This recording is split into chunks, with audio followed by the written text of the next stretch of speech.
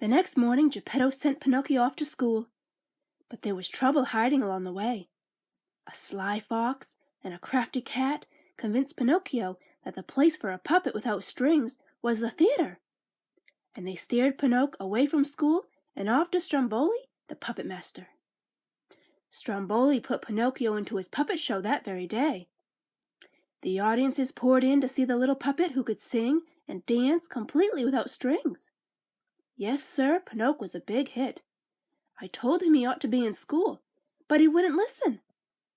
Besides, he was making so much money that I figured I must be wrong. Little did I know.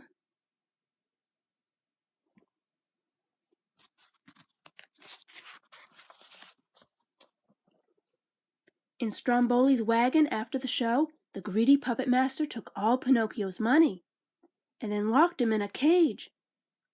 "This will be your new home, my little wooden gold mine."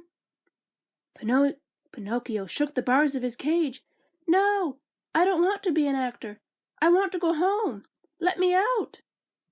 But Stromboli only laughed and slammed the wagon door. I found poor Pinocchio crying in the dark. "I should have listened to you, Jiminy. Now I guess I'll never get home." Just then the blue fairy reappeared. Pinocchio tried to cover up his predicament by lying, but with each lie his wooden nose grew longer and longer.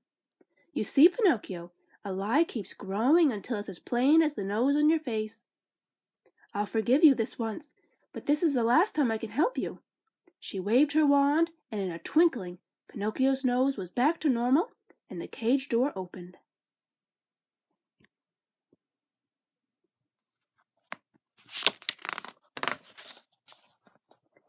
As we headed for home, Pinocchio heard about a wonderful place called Pleasure Island, where boys were allowed to break windows, smoke cigars, and stay up late. It sounded fishy to me, but Pinocchio wanted to go. He climbed aboard a coach full of noisy, foolish boys. All I could do was tag along.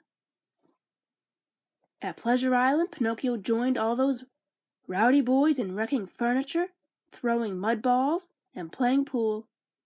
I knew this place wasn't good, so I tried to talk Pinocchio into leaving.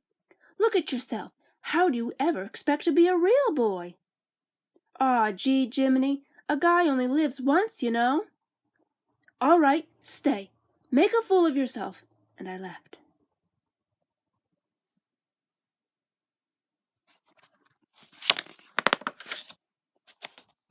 As I headed for the boat dock, I noticed some sinister men herding frightened little donkeys into crates.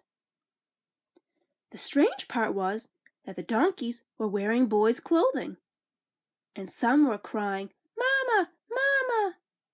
Then it hit me. There were bad boys who were turned into donkeys. I had to get Pinocchio off Pleasure Island, and fast. I dashed back to the pool room, hollering, "Come on, Pinocchio! We've got to get out of here! The boys! They've all turned into donkeys!" But I was too late. Pinocchio had already sprouted donkey ears and a tail. "Oh, Jiminy, what'll I do? Help me!" "We've got to get away from here before you get any worse. Follow me, Pinocchio." We ran to the water's edge, dove into the sea,